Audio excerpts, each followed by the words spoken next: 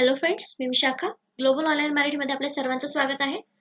आजच्या व्हिडिओमध्ये आपण बघतोय सावित्रीबाई फुले पुणे विद्यापीठ 2021 साठी रिसर्च मेथोडॉलॉजी म्हणजे संशोधन कार्यप्रणाली यावरचा सब टॉपिक जो युनिट 3 मधला आहे रिसर्च डिझाईन. तर त्यावरचे एमसीक्यूज बघणार आहोत. जसे की आपण या video series through MCQs through आपल्या कन्सेप्ट क्लिअर करतोय, ज्या या पेट एक्झाम साठी खूप उपयुक्त आहेत, महत्त्वाचे आहेत. त्यावरतीच आपले येणारे क्वेश्चन्स जे आहेत ते येणार आहेत. आणि आजचं हे आपलं 14वं लेक्चर आहे. याआधी आपले 13 लेक्चर्स कंप्लीट झालेले आहेत रिसर्च मेथोडॉलॉजीवरती. आपल्याला माहिती आहे 50 क्वेश्चन्स हे रिसर्च मेथोडॉलॉजीवर येणार आहेत. आपण हे प्रॅक्टिस क्वेश्चन्स मध्येच कन्सेप्ट क्लिअर करतोय रिसर्च मेथोडॉलॉजीच्या. त्याआधी जे स्टुडंट्स ही पेट एक्झामला अपियर होत आहेत, ज्यांना ही पेट एक्झाम क्लिअर करायची आहे, त्यांच्यासाठी एक छान मार्ग आम्ही आणलेला आहे, जो आहे रिसर्च मेथोडॉलॉजी कंप्लीट कोर्स. खास करून ह्या पेट एक्झामला अपियर होणाऱ्या स्टुडंट्ससाठी, ज्याच्यामध्ये आम्ही तुम्हाला देणार आहोत full syllabus video lectures, full syllabus notes, 10 full syllabus test series on research methodology, complete guidance on PhD admission. हे सगळं तुम्हाला या कंप्लीट कोर्समध्ये मिळणार आहे, जे तुम्हाला ही पेट एक्झाम क्लिअर करण्यासाठी मदत करणार आहे. आपल्याला माहिती आहे 100पैकी 50 प्रश्न हे रिसर्च मेथोडॉलॉजीवर येणार आहेत आणि हे सगळे मार्क्स आपल्या हातातले आहेत हा कोर्स जॉईन केलात तर. हा कोर्स जॉईन करण्यासाठी फक्त दिलेल्या व्हॉट्सअप नंबरवरती मेसेज करायचा आहे. त्याची फीस फक्त 499 रुपये आहे. तर युनिट 3 मध्ये काय आहे, रिसर्च मेथोडॉलॉजीचा आपला जो सिलेबस आहे त्याच्यामध्ये युनिट 3 मध्ये रिसर्च डिझाईनमध्ये नेमकं काय असणार आहे, concept and definition, need, advantage of planning research, characteristics of good research design, steps in research design, identification, selection of and formulation of problem, literature review, primary and secondary data, sources of data authenticity, credibility, reliability of sources and data. हे सगळे जे points आहेत ते आपल्याला research डिझाईनमध्ये cover करायचे आहेत, जे रिसर्च मेथोडॉलॉजीचे आहेत. बघूया आजचा पहिला प्रश्न काय आहे.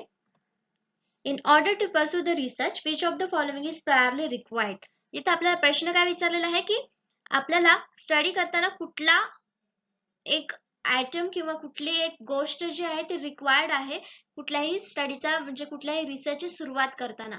जे ऑप्शन्स दिलेले आहेत ते बघूयात आपण काय आहेत.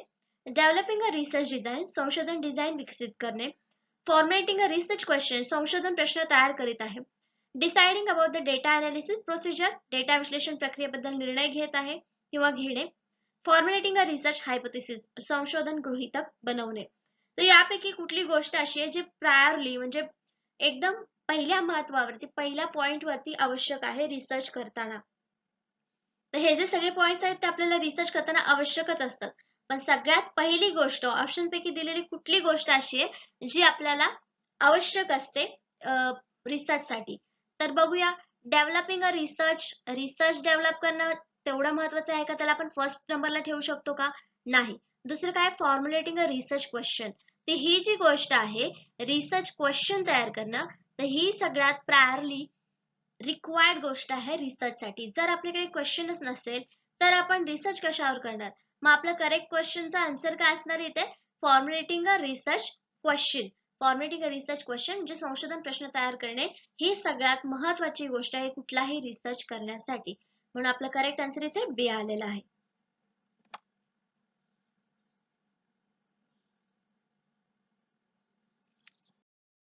तर आपण बघितलं करेक्ट ऑप्शन आपल्याला काय मिळालं होतं, बी, की फॉर्मॅटिंग अ रिसर्च क्वेश्चन.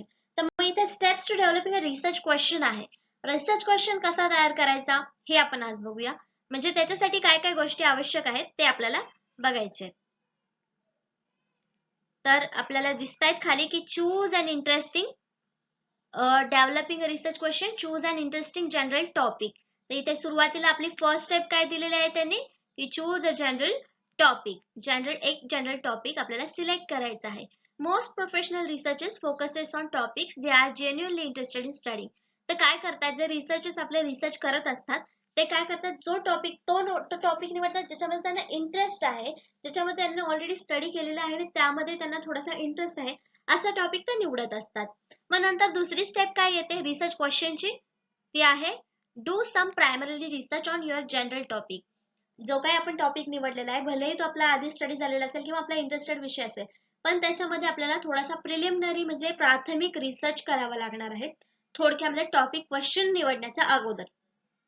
मग थर्ड पॉइंट काय आहे की कन्सिडर युअर ऑडियन्स, म्हणजे ऑडियन्स असणार आहेत आपली, आपण कोणासाठी रिसर्च बनवणार आहे, तो कोणाला उपयोगी येणार आहे किंवा कुठल्या लोकांना गृहीत धरून आपण तो रिसर्च बनवतोय, तो ऑडियन्स आपल्याला कन्सिडर करायचा आहे. नंतर स्टार्ट आस्किंग क्वेश्चन, ही कितवी स्टेप आहे आपली?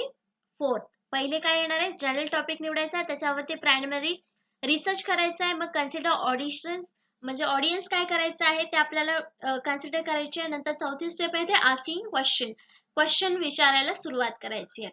नंतर जो प्रश्न आपण विचारलेला आहे त्याला इव्हॅल्युएट करायचा आहे. जो क्वेश्चन आपण स्टार्ट केलेला आहे विचारायला त्याला मूल्यांकन करायचं, त्याचं मूल्यांकन, तो क्वेश्चन बरोबर आहे का, तो प्रश्न जर विचारला तर त्याचा आन्सर आपल्याला असं मिळालं तर त्याचं कितीपट आन्सर आपल्याला योग्य असेल किंवा किती लोकांना युजफुल ठरणार आहे ते करायचं.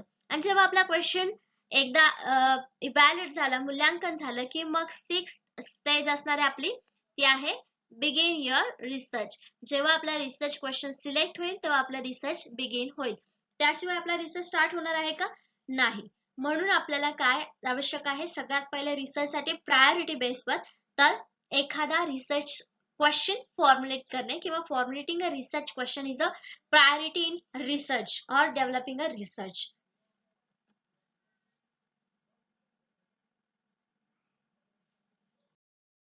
नेक्स्ट क्वेश्चन बघतोय आपण सेकंड नंबरचा. Which of the following does not correspond to the characteristics of research. तर खाली काय ऑप्शन्स दिलेले आहेत, ती वैशिष्ट्य आहेत रिसर्चची, तर त्यापैकी कुठलं एखादं रिसर्चचं कॅरेक्टरिस्टिक्स नाहीये हे आपल्याला सांगायचं आहे.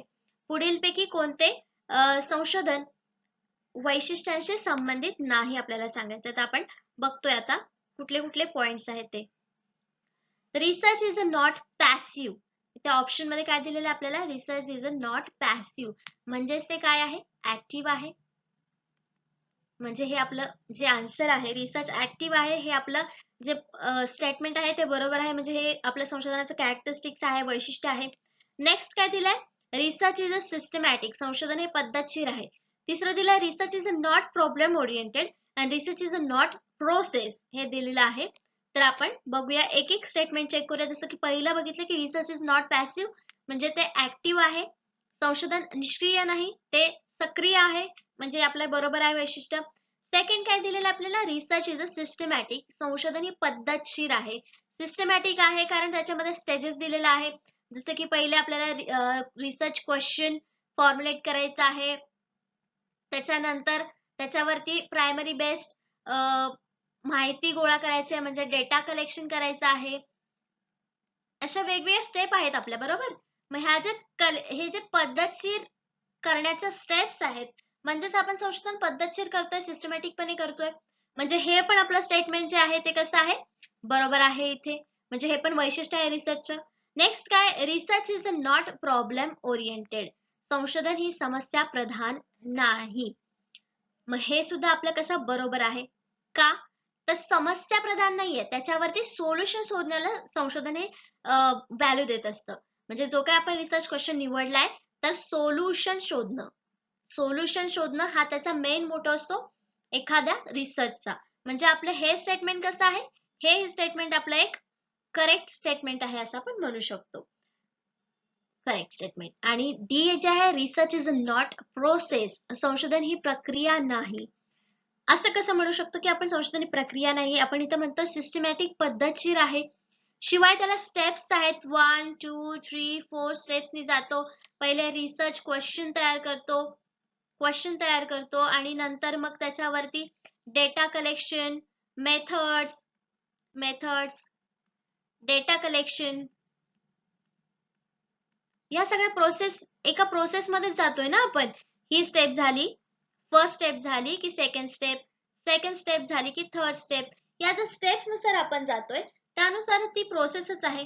म्हणजे आपलं जे चौथं स्टेटमेंट आहे ते इथे चुकीचं आहे, ते आपल्या वैशिष्ट्याशी संबंधित नाहीये. मग आपलं करेक्ट आन्सर इथे काय येणार आहे? D, research is a not a process, संशोधन ही प्रक्रिया नाही, हे वाक्य जे आहे ते इथे चुकीचं आहे आपल्या ऑप्शन्स पैकी. तर आपल्याला इथे काही कॅरेक्टरिस्टिक्स दिलेत ते आपण बघतोय आता, की रिसर्चचे कॅरेक्टर्स बघले. रिसर्च इज नॉट प्रोसेस हे आपला करेक्ट आन्सर होता, करेक्ट ऑप्शन होता डी. आणि कॅरेक्टरिस्टिक्स ऑफ रिसर्च आपल्याला काही बघायचे आहेत, जे आहेत फर्स्ट दिलेलं आहे ते आहे research should focus and priority problems problems वरती सुरुवातीला फोकस केलेला पाहिजे, त्याच्यावरती सोल्युशन शोधणं हे त्याचा महत्त्वाचा मोठो आहे. नंतर research should be systematic, research systematic असला पाहिजे. रिसर्च शुड बी लॉजिकल, बरोबर आहे, जे काही रिसर्च आपण करणार आहे त्याच्यामध्ये काहीतरी लॉजिक असलं पाहिजे, म्हणजेच तो लॉजिकल असेल तरच तो सगळ्यांना उपयोगी ठरणार आहे. रिसर्च शुड बी रिप्रोडक्टिव्ह, हे झालं आपलं चौथं वैशिष्ट्य. कारण जर त्याच्यामध्ये काही प्रोडक्शनच नसेल तर त्याचा काय उपयोग होणार, कारण प्रोडक्शन आपण रिसर्च करून नाही, म्हणजेच तो काहीतरी रिप्रोडक्टिव्ह असले पाहिजे. रिसर्च शुड बी रिप्लिकेबल, रिप्लिकेबल असला पाहिजे, त्यातून काहीतरी दिसलं पाहिजे, दुसऱ्या लोकांना त्यामध्ये काहीतरी जाणवलं पाहिजे, स्टडी करण्यासाठी उपयुक्त असला पाहिजे. म्हणजे हा एक झाला आपलं वैशिष्ट्य. आणि दुसरं 6वं वैशिष्ट्य आहे आपलं रिसर्च शुड बी जनरेटिव्ह, काहीतरी जनरेट करणारा पाहिजे, जनरेट केलेलं पाहिजे रिसर्च मध्ये, म्हणून ते एक जनरेटिव्ह असलं पाहिजे. हे एक आपलं कॅरेक्टरिस्टिक आहे रिसर्चचं. नंतर आहे research should be action oriented, म्हणजे त्याच्यावर काहीतरी ऍक्शन झाली पाहिजे, म्हणजे त्यातून काहीतरी आपल्याला उपाय मिळाला पाहिजे जो आपल्याला नेक्स्ट येणाऱ्या लोकांसाठी उपयुक्त असणार आहे. म्हणून आपले हे एक 7 कॅरेक्टरिस्टिक्स आहेत रिसर्चचे जे महत्त्वाचे आहेत असं आपण म्हणू शकतो. जर डिस्क्रिप्टिव्ह क्वेश्चन आपल्याला या एक्झामला येणार नाहीत, पण पुढे चालून आपण जेव्हा रिसर्च करणार आहोत तेव्हा आपल्या रिसर्च मध्ये हे सगळे पॉइंट्स दिसले पाहिजेत, म्हणजेच आपला रिसर्च कसा गुड रिसर्च होणार आहे किंवा रिसर्च चांगला होणार आहे. तर आपण नेक्स्ट क्वेश्चन बघतोय 3rd नंबरचा. Why do you need to review the existing literature, विद्यमान साहित्याचे पुनरावलोकन का करावे लागते? तर लिटरेचर रिव्ह्यू हा एक पॉइंट आहे. आपल्याला जेव्हा आपण विषय निवडतो त्याच्यानंतर आपल्याला हा पॉइंट घ्यावा लागतो, लिटरेचर रिव्ह्यू. तो कशासाठी करायचा असतो हे आपल्याला सांगायचं आहे. ऑप्शन्स दिलेले आहेत. To make sure you have a long list of references, हे आपल्याला इथे पहिलं ऑप्शन दिसतंय की रेफरन्सची लॉंग लिस्ट आपल्याला असावी, यासाठी आपल्याला दिलेलं आहे की तुम्हाला लिटरेचर रिव्ह्यू करायचं आहे रिसर्चसाठी. दुसरा आहे because without it you could never reach to the required word count, म्हणजे शब्दांची संख्या वाढवण्यासाठी आपण रिसर्च करतोय किंवा लिटरेचर रिव्ह्यू करतोय. नेक्स्ट आहे to find out what is already known about your area of interest, म्हणजे जो काही तुमचा इंटरेस्ट आहे किंवा तुम्ही जो निवडलेला विषय आहे त्याच्याबद्दल आधीच काहीतरी माहिती आहे, यासाठी तुम्हाला आधी काय माहिती दिलेली आहे का हे शोधण्यासाठी तुम्हाला लिटरेचर रिव्ह्यू करायचं आहे. आणि नेक्स्ट ऑप्शन आहे to help your general studies, आपल्या सामान्य अभ्यासात मदत करण्यासाठी. तर आपण बघूया एक एक पॉइंट्स की इथे दिलेले की लॉंग लिस्ट ऑफ रेफरन्सेस, संदर्भाची एक लांब यादी असण्यासाठी. हा काय पॉझिटिव्ह पॉइंट आहे का आपल्या रिसर्चसाठी? नाही. मग हे जे आपला आन्सर असणार आहे का? नाही. नेक्स्ट काय आहे? Because without it you could never reach to the required word count. तर इथे जो वर्ड दिलेला आपल्याला रिक्वायर्ड वर्ड काउंट, काय दिलेलं आहे? Required word count. तर वर्ड काउंट साठी आपण कधीच लिटरेचर रिव्ह्यू करत नाही, फक्त आपल्या शब्दांची संख्या वाढावी म्हणून आपण रिसर्च लिटरेचर रिव्ह्यू करतो का? नाही. मग to find out what is already known about your area of the interest, कदाचित हे आपला आन्सर असू शकतं, आपण याला स्टार करू शकतो, पण नेक्स्ट ऑप्शन आपल्याला अजून चेक करायचं आहे. मग नेक्स्ट ऑप्शन काय? To help in your general studies, आपण बी ला इथे काट मारू म्हणजे आपले कुठले ऑप्शन चॉईस करायचे आहे ते लक्षात राहील. To help your general studies, आपल्या सामान्य अभ्यासात मदत करण्यासाठी. सामान्य अभ्यासात मदत करण्यासाठी लिटरेचर रिव्ह्यू रिसर्च मध्ये करणं आवश्यक आहे का? नाही. तो एवढा व्हॅलिड पॉइंट दिसत नाही. मग आपला इथे करेक्ट आन्सर काय येणार? आपल्याला सगळ्यात करेक्ट ऑप्शन इथे काय दिसत आहे? सी, म्हणजे आवडीच्या क्षेत्राबद्दल आधीच काय ज्ञात आहे, जो आपण विषय निवडलेला आहे त्याच्याबद्दल ऑलरेडी काय माहिती आहे किंवा कोणी काय लिहून ठेवलंय ही माहिती मिळवण्यासाठी आपल्याला लिटरेचर रिव्ह्यू करावा लागतो. म्हणजे आपला करेक्ट आन्सर इथे असणार आहे C, to find out what is already known about your area of interest, आपल्या आवडीच्या क्षेत्राबद्दल आधीच काय ज्ञात आहे ते शोधण्यासाठी आपण लिटरेचर रिव्ह्यू करत असतो. तर करेक्ट आन्सर आपल्याला मिळाला होता सी. आणि काय इथे आपल्याला काय दिलेलं आहे की लिटरेचर रिव्ह्यू म्हणजे काय? अ literature review is a comprehensive summary of previous research on topic. हे बोल्ड केलेलं जे वाक्य आहे ते आपल्याला मेन व्याख्या सांगताय what is literature review. It is a summary, कशाची? तर रिसर्च टॉपिकची, जो काही आपण टॉपिक निवडलेला आहे त्याविषयीची आधी कोणी काही लिहून ठेवलेलं त्याची समरी असते, बरोबर. The literature review surveys scholarly articles, books and other sources relevant to the particular area of research. तर हा जो लिटरेचर रिव्ह्यू आहे तो कुठून कुठून करू शकतो आपण, कुठले कुठले सोर्सेस वापरू शकतो? तर आर्टिकल्स, त्याच्यानंतर books and other sources relevant to the particular area. म्हणजे आपण तिथे न्यूजपेपर घेऊ शकतो किंवा मॅगझिन्स घेऊ शकतो. हे सगळे जे गोष्टी आहेत त्या आपण लिटरेचर रिव्ह्यू मध्ये सोर्स म्हणून वापरतो. आणि to review should enumerate, describe, summarize, objectively evaluate and clarify his previous research. तर या रिव्ह्यू मध्ये आपल्याला म्हणजे हा रिव्ह्यू जो आहे तो आपल्याला रिसर्च मध्ये मांडावा लागतो आणि तेव्हा तो आपण काय करायचा असतो, तो छोटा करायचा असतो, चांगल्या प्रकारे विश्लेषण त्याचं करायचं असतं, समराइज म्हणजे सारांश त्याचा लिहायचा असतो, वस्तुनिष्ठ जे ओरिजिनल आधी लिहिलेलं आहे तेच लिहावं लागतं आपल्याला, नंतर मूल्यांकन करायचं असतं त्याचं, म्हणजे तो आपल्या रिसर्च मध्ये कसा यूज करतोय आपण किंवा ऑलरेडी त्याच्यावर काय माहिती दिलेली आहे हे त्याची माहिती आपल्याला सांगेल. नेक्स्ट क्वेश्चन आहे 4th नंबरचा. How would you define the research process? संशोधन प्रक्रिया तुम्ही कशी परिभाषित कराल? तर आपल्याला माहिती आहे, आपण बघितलं लास्ट क्वेश्चन मध्ये की research is a process. Process नाही जिथं म्हटलं ते आपलं ऑप्शन चुकीचं होतं. मग इथे आपल्याला काय करायचं आहे की रिसर्च प्रोसेसला आपण काय म्हणू शकतो आपल्या भाषेत, म्हणजे आपल्याला काय समजलं की रिसर्च प्रोसेस म्हणजे काय हे सांगायचं आहे ऑप्शन्स पैकी.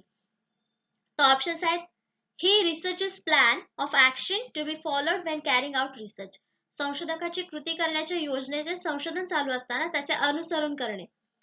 अ method of collecting research data. संशोधन डेटा गोळा करण्याची एक पद्धत आहे.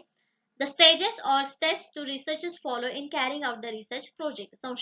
संशोधन प्रकल्प पार पाडण्यासाठी खालील चरण किंवा प्रोजेक्ट पूर्ण करण्यासाठी काही स्टेप्स वापरतो.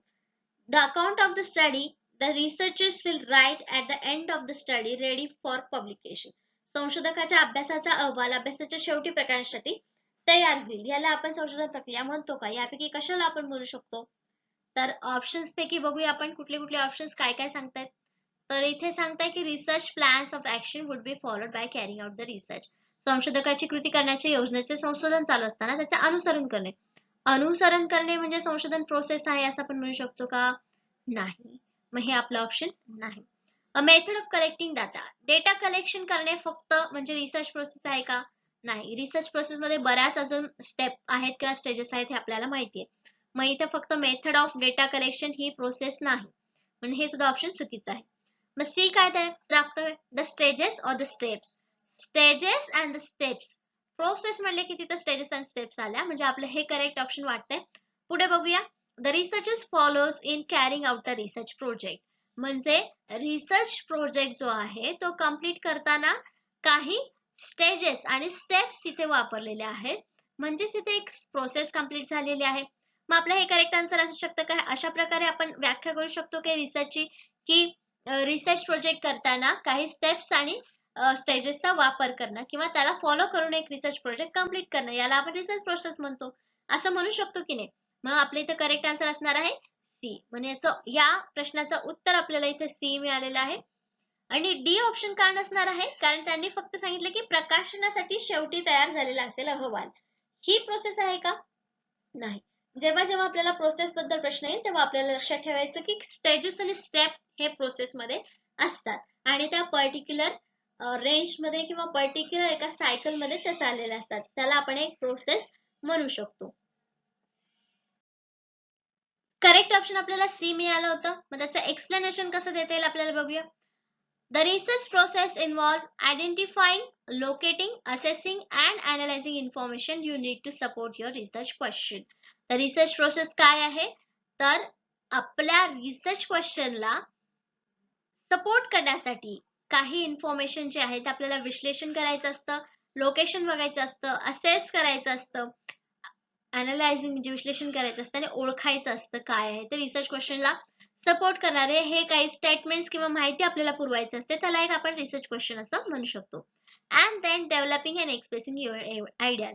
म्हणजे एकदा रिसर्च झाला, डेटा कलेक्ट झाला की आपल्या काय आयडिया आहेत त्याच्यामध्ये किंवा आपण ते करण्याचा हेतू काय आहे, त्यातून आपल्याला काय साध्य होणार आहे, हे आपण त्या रिसर्च ह्याच्यामध्ये टाकायचं आहे. The research process can be broken down into 7 steps. तर इथे काय सांगितलेलं आहे आपल्याला? रिसर्च प्रोसेस ह्या 7 स्टेप्स मध्ये पाडलेल्या आहेत. Making it more manageable and easier to understand. म्हणजे त्या स्टेप्स आपल्याला समजून घेण्यासाठी किंवा त्या स्टेप मध्ये रिसर्च कम्प्लीट बसण्यासाठी, रिसर्च व्यवस्थित येण्यासाठी या स्टेप्स आपण मांडलेल्या आहेत. 7 स्टेप, ज्या आपण नेक्स्ट क्वेश्चन मध्ये जेव्हा येईल तेव्हा आपण बघणार आहेत. ह्या स्टेप्स आपण ऑलरेडी आधी बघितलेल्या आहेत ह्या स्टेप्स, पण आपल्याला आवश्यकता असेल तर आपण आणखीन समजून घेऊया. पण ह्या स्टेप ज्या आहेत त्या आपल्याला मोर मॅनेजेबल, रिसर्च जो आहे तो मोर चांगला मॅनेज करण्यासाठी किंवा अंडरस्टँड करण्यासाठी हे आपण स्टेजेस पाडलेले आहेत. नेक्स्ट क्वेश्चन आहे 5th नंबरचा, what does the term reliability indicates. आपण एका लेक्चर मध्ये बघितलं होतं रिपीटेबिलिटी काय आहे.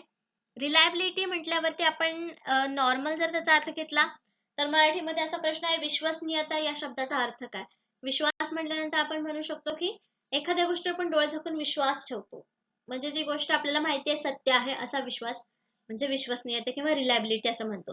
तर रिलायबिलिटी काय इंडिकेट करते, रिसर्च मध्ये ही टर्म काय इंडिकेट करते आपल्याला सांगायचं आहे.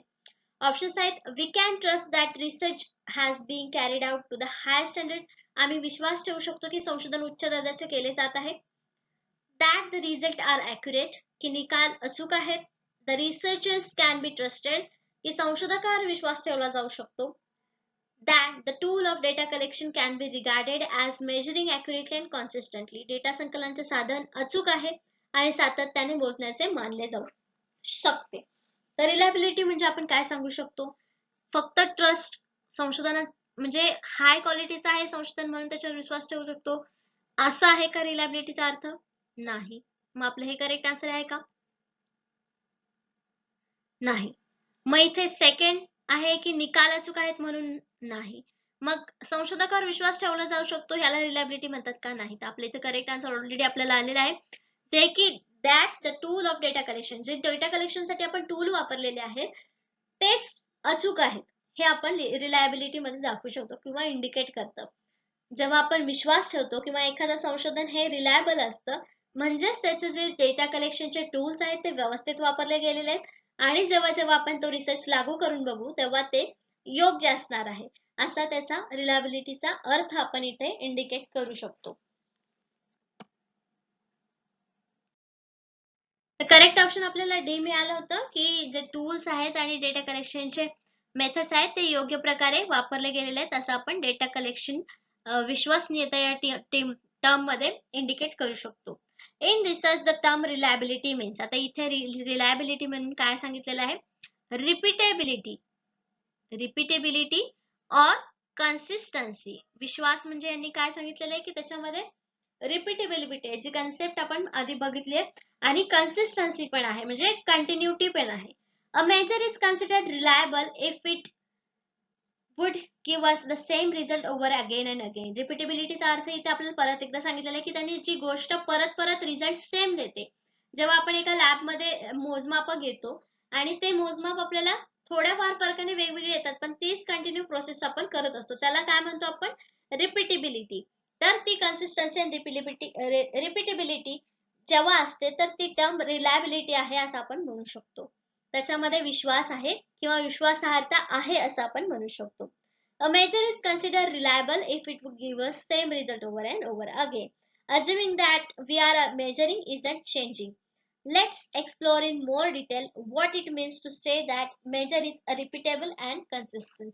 तर काय सांगितलेलं त्याने, मोर एक्सप्लेन करताना काय सांगू शकतो आपण की जसं मी उदाहरण सांगितलं की एका लॅब मध्ये जर आपण एखाद्या ऍसिडचे किंवा एखाद्या रिॲक्शनचे जर मेजर्स घेत असो, मोजमाप घेत असो आणि त्याच्यामध्ये आपल्याला रिझल्ट सेम येत आहे 2 वेळेस 3 वेळेस 4 वेळेस कंटिन्युअस आपल्याला हा रिझल्ट सेम आलाय तर ती रिपीटेबिलिटी आहे आणि ही टर्म रिलायबिलिटी मध्ये येते कारण विश्वास ठेवू शकतो आपण जेव्हा जेव्हा आपण हे परत करून बघतोय तेव्हा तेव्हा आपल्याला रिझल्ट सेम येतोय मग ती रिलायबिलिटी तिथे आपल्याला दिसून येते. नेक्स्ट क्वेश्चन आहे 6 नंबरचा, data originally collected in process of investigation are known as.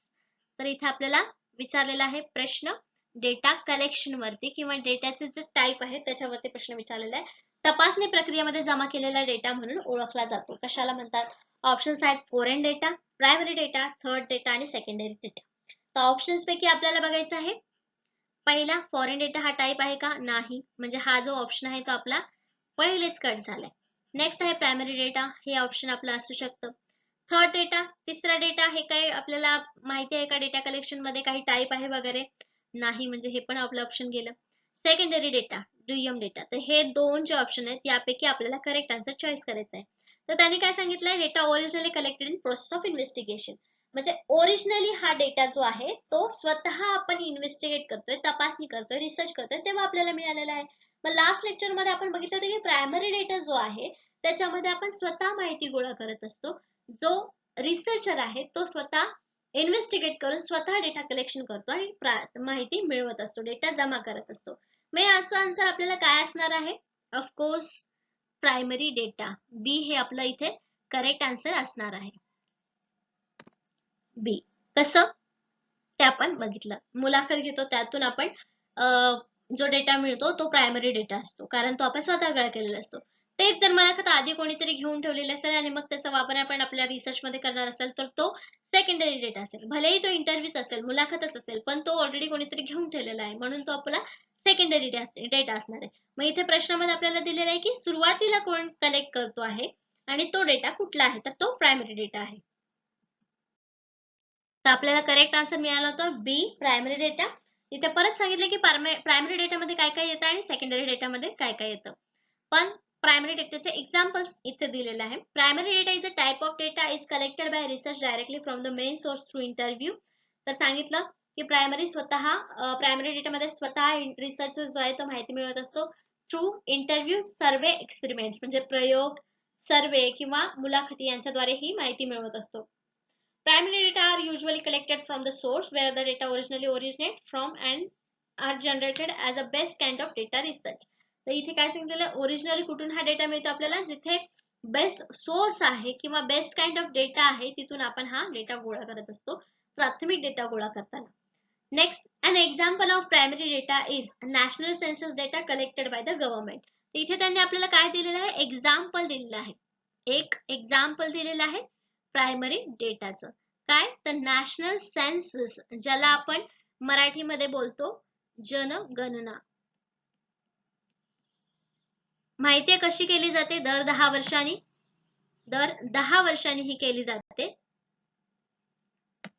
आणि त्याच्यामध्ये सगळ्या लोकांची माहिती कलेक्ट केली जाते थ्रू सर्वे. माहिती काय दिलेलं आहे, census data collected by the government, while an example of secondary data is that data collected from the online sources. तर हा जो डेटा आहे सेन्सस मध्ये गोळा केलेला डेटा जो आहे तो प्रायमरी डेटा होतो जेव्हा गव्हर्नमेंट हा डेटा जमा करत असते. पण तोच सेकंडरी डेटा म्हणून आपल्या रिसर्च मध्ये आपण वापरतो कधी, जेव्हा तो ऑनलाईन पब्लिश केला जातो आणि ऑनलाईन माहितीमधून डेटामधून तो डेटा आपण आपल्या रिसर्च मध्ये वापरतो तेव्हा तो सेकंडरी डेटा होतो. The secondary data collected from online sources could be primary data collected by another researchers may need to access the census result. म्हणजे इथे आपल्याला सेन्सस रिझल्ट जो आहे तो जेव्हा गव्हर्नमेंट कलेक्ट करते तेव्हा तो प्रायमरी असतो आणि जेव्हा तो आपण ऑनलाईन वापरतो, कसा वापरतो, ऑनलाईन ती माहिती वापरतो किंवा त्याचा आपला रेफरन्स आपण आपल्या रिसर्च मध्ये देतो तेव्हा तो सेकंडरी होतो. कळालं आपल्याला इथे की प्रायमरी डेटा काय आहे आणि सेकंडरी डेटा काय. तर प्रायमरी डेटा हा कधीतरी सेकंडरी डेटा देखील होऊ शकतो. अशा प्रकारे आपण एक्सप्लेन करू शकतो प्रायमरी डेटा आणि सेकंडरी डेटा. तर नेक्स्ट क्वेश्चन आहे 7th नंबरचा, स्टॅटिस्टिकल एन्क्वायरी मीन्स. तर आपल्याला माहिती आहे की स्टॅटिस्टिक काय आहे, जे आपण आपल्या रिसर्च मध्ये आकड्यांची माहिती वापरण्यासाठी इथे वापरत असतो स्टॅटिस्टिक्स. तर स्टॅटिस्टिकल एन्क्वायरी मीन्स काय, सांख्यिकीय चौकशी म्हणजे काय हे आपल्याला सांगायचं आहे. ऑप्शन्स आहेत, it is science for knowledge, हे ज्ञानासाठी विज्ञान आहे. सर्च फॉर नॉलेज, ज्ञानाचा शोध घ्या. कलेक्शन ऑफ एनिथिंग, काहीही संग्रह. Search for knowledge with help of statistical method, सांख्यिकीय पद्धतीच्या मदतीने ज्ञानाचा शोध घ्या. इथे जेवढे पण ऑप्शन्स आहेत आपल्याला त्याच्यामध्ये कुठे स्टॅटिस्टिकलचा यूज दिसतोय का? सायन्स नॉलेज आहे म्हणजे स्टॅटिस्टिकला आपण सायन्स म्हणू शकतो का? हे मॅथ्सशी संबंधित आहे मग सायन्स म्हणू शकत नाही. मग आपलं हे करेक्ट ऑप्शन इथे असणार का? नाही. बी ऑप्शन आहे सर्च फॉर नॉलेज, स्टॅटिस्टिक्स मध्ये आपण नॉलेज सर्च करतो का? नाही. मग हे पण ऑप्शन नाही. कलेक्शन ऑफ एनिथिंग, काय कशाचाही संग्रह करणे म्हणजे स्टॅटिस्टिक का? नाही. सरळ सरळ हे तिन्ही ऑप्शन्स आपले चुकीचे आहेत. मग आपलं एकच ऑप्शन राहते ते म्हणजे search for knowledge with the help of statistical method म्हणजे स्टॅटिस्टिकल एन्क्वायरी आहे. सांख्यिकीय चौकशी म्हणजे सांख्याशीच रिलेटेड असणार ना. मग आपलं करेक्ट ऑप्शन इथे एकच दिसतंय जे आहे research for knowledge with the help of statistical method. मग आपलं करेक्ट आन्सर इथे आहे डी, सांख्यिकीय पद्धतीच्या मदतीने ज्ञानाचा शोध घेणे म्हणजे स्टॅटिस्टिकल एन्क्वायरी, सांख्यिकीय चौकशी होय. तर करेक्ट ऑप्शन आपल्याला मिळालं तर डी, की सांख्यिकीय पद्धतीने केलेली चौकशी किंवा सांख्यिकीय माहितीची चौकशी, त्याला आपण सांख्यिकीय चौकशी असं म्हणू शकतो. इथे काय दिलेलं आहे त्यांनी? Statistical enquiry means statistical examination. बरोबर आहे ना? आपण स्टॅटिस्टिक तिथे वापरतोय म्हणजे तिथे काहीतरी एक्झामिनेशन पण असणार आहे स्टॅटिस्टिकलची. म्हणजे चौकशी म्हणजे एक्झामिनेशन.